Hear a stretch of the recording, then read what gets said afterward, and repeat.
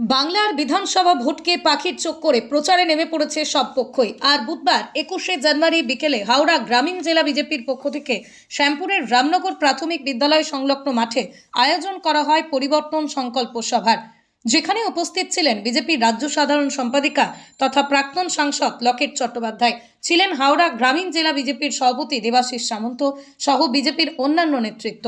আর বুধবার শ্যামপুরের এই পরিবর্তন সংকল্প সভা থেকে নানা ইস্যুতে রাজ্য সরকারের সমালোচনা করে বিজেপি নেত্রী লকেট চট্টোপাধ্যায়।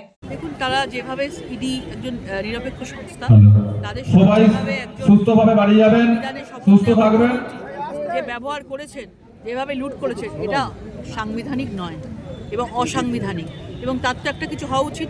মানুষও বসে আছে, এইভাবে যদি একজন মুখ্যমন্ত্রী ফাইল তুলে নিয়ে চলে যেতে পারে, তাহলে ভাবুন আগামী দিনে পশ্চিমবাংলার অবস্থা কী হতে চলেছে। ল অ্যান্ড অর্ডার কিছু থাকবে না, এবং তার সঙ্গে পুলিশও সামিল হয়ে গেছে। করা উচিত। এই ধরনের জিনিস আমরা কখনো ইতিহাসে দেখিনি, এই প্রথম দেখলাম যে ফাইল তুলে নিয়ে চলে আসছেন এবং কারুর কথা শুনছেন না, পুলিশদের সামিল করছেন। আমরাও চাই যে ইডির মতন তদন্ত করব। আজকে আমাদের বিজেপি পার্টি অফিসের সামনেই তারা বসেছিল, স্বাস্থ্য ভবন যেতে দেওয়া হয়নি। হাজার হাজার কর্মীরা আসছিল, সবাই, আমি ওখান দিয়ে পার হচ্ছিলাম, সবাই কথা বলছিল। তাদের একটাই ছিল, তাদের দাবি মানতে হবে। এটা ওদের, এটা আজকের নয় ঘটনা, বছরের পর বছর ধরে চলছে। 5,000 টাকা বছরের পর বছর ধরে চলছে। তাদের প্রত্যেকটা সময় ভোটের সময় বলা হয় 5 থেকে 10 করবো, 15 করবো, 1 লক্ষ টাকা ইন্স্যুরেন্স করে দেবো। কিন্তু ভোট চলে যায়, ভোট আসে, ভোট যায়, তাদেরকে ব্যবহার করা হয় এবং তারপরে তাদেরকে ছুঁড়ে ফেলে দেওয়া হয়।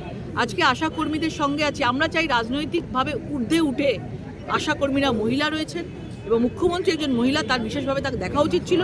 এবং যেভাবে আজকে পুলিশ তাদের উপর লাঠিচার্জ করেছে, আমরা চাই আশাকর্মীরা আগে চলুক, আমরা তাদের সাথে আছি এবং তাদের আন্দোলনে আমাদের পুরোপুরিভাবে সাপোর্ট আছে। এরকম পুরনো সবাই আমরা একসাথে আছি, দায়িত্ব তো আসে যায়, এরকম কিছুই একসাথে সব।